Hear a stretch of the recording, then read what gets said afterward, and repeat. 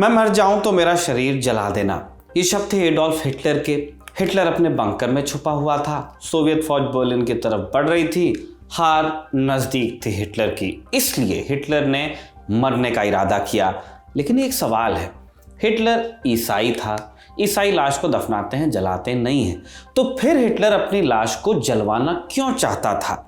क्या हुआ था हिटलर की जिंदगी के आखिरी घंटों में, जानेंगे आज के एपिसोड में। नमस्ते, मेरा नाम है निखिल और आप देख रहे हैं ऐतिहासिक किस्सों कहानियों से जुड़ा रोजाना का कार्यक्रम तारीख।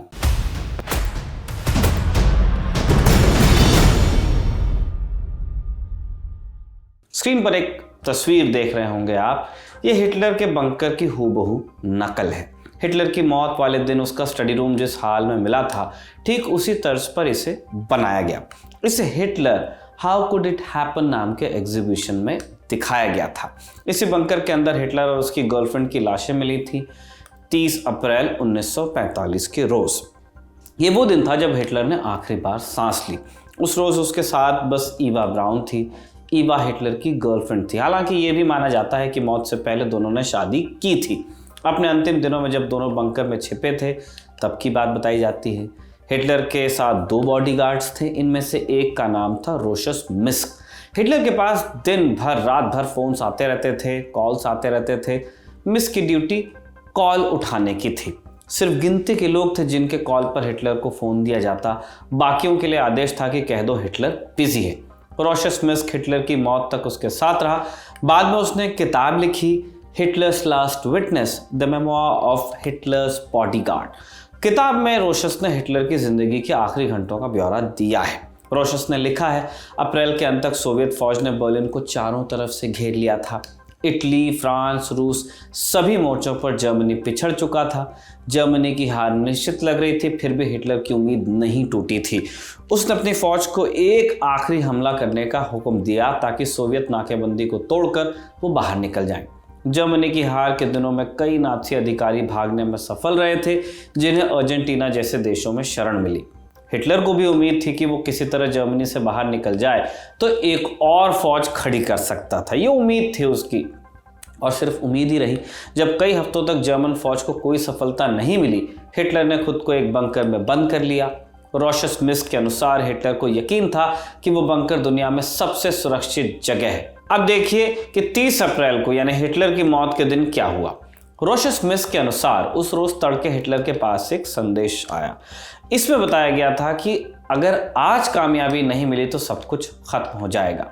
हिटलर को उस सुबह एक और बात पता चली थी, वो ये कि जर्मन फौज का गोला बारूद एकदम खत्म होने की कगार पर है।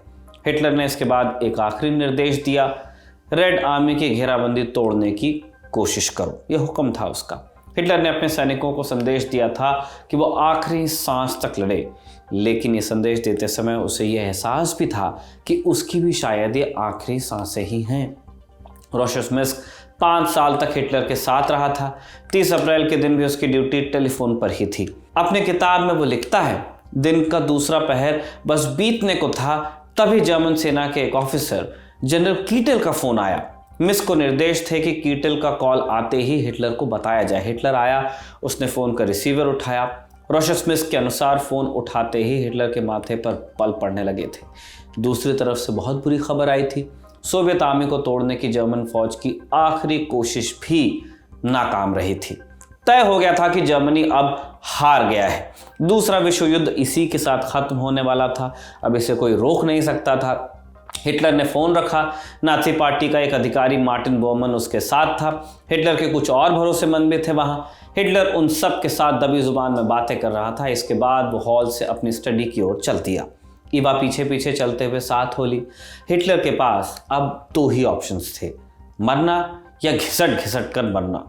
हिटलर ने मन ही मन कुछ सोचा और अपने सहायक ऑटो गुनाश्य की तरफ हाथ बढ़ाया। इसके बाद वो वहाँ मौजूद बाकी लोगों की ओर मुखातिब हुआ और बोला, आप सब अब आज़ाद हैं। आपने जो वफादारी की कसम खाई थी उससे भी आप आज़ाद हैं। इसके बाद ऑटो ने स्टडी का दरवाज़ा बंद किया। फिर रोशस की तरफ देखकर बोला, देखना कि बॉस को कोई डिस्टर्ब न करे। रोशस ने अपनी किताब में लिखा है कि उस वक्त तक शायद हिटलर ने मरने का ख्याल पक्का कर लिया था। वो जानता था कि यूं मर जाना लाख गुना बेहतर है, क्योंकि अगर वो जिंदा दुश्मन के हाथ लग जाता तो उसकी बड़ी दुर्गति होना तय थी। मरना या घिसट घिसट कर मरना, ये दो ही नियति थी। हिटलर के सामने दो ही विकल्प, इसीलिए उसने खुद के हाथों मरना मंजूर किया। रॉशस के शब्दों में, बंकर में हर कोई नर्वस था, सब घबराए हुए थे, किसी को नहीं पता था कि आगे क्या होगा।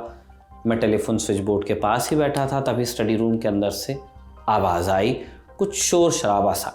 बंकर में मौजूद बाकी लोगों ने कहा कि उन्हें कमरे के अंदर गोली चलने की आवाज़ सुनाई दी थी। हिटलर की प्राइवेट सेक्रेटरी ने कहा कि हम स्टडी का दरवाज़ा खोलेंगे।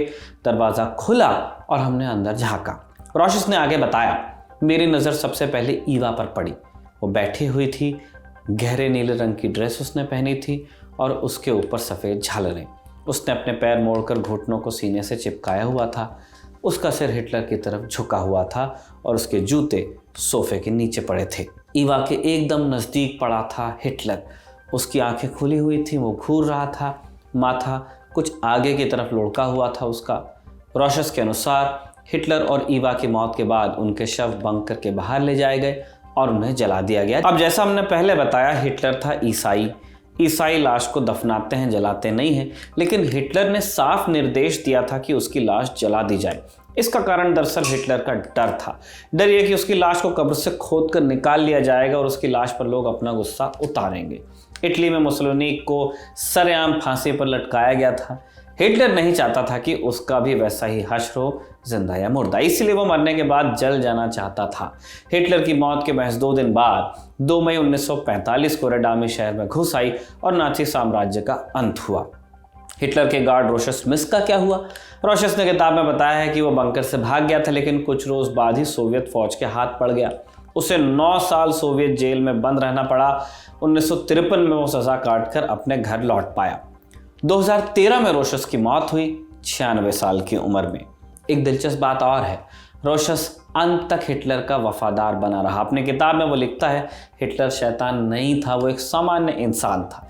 रोशस ने ये बात हिटलर की तारीफ में लिखी है, लेकिन अनजाने में एक बड़ा सच वो लिख गया है, कोई भी अलग से शैतान पैदा नहीं होता है। हिटलर जैसे लोगों के अलग से दांत नहीं होते।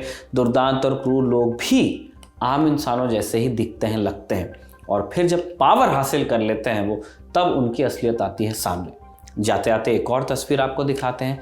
जो इमारत आपको दिख रही है, इसी के अंदर हिटलर पैदा हुआ था। ये घर ऑस्ट्रिया में है। हिटलर की मौत के बाद कई बार इस इमारत को लेकर विवाद हुआ। सरकार इमारत को गिरवा देना चाहती थी। फिर यह तय हुआ कि इसके अंदर कोई अस्पताल या अनाथालय जैसा कुछ शुरू किया जाए। हालांकि इस घर के मालिक ने इससे इनकार ही किया, मतलब सरकार को इनकार उसने कर दिया। इससे सुंदर बात क्या हो सकती है कि जो देश हिटलर की तानाशाही की गिरफ्त में था, वहाँ का एक नागरिक इतना सशक्त है कि वो अपनी सरकार को भी इनकार कर सकता है। बहरहाल इसी के साथ तारीख का एपिसोड ख़त्म होता है। इसे कमल ने लिखा और जतिन ने आपके लिए रिकॉर्ड किया। आप देखते रहिए दी ललन टॉक।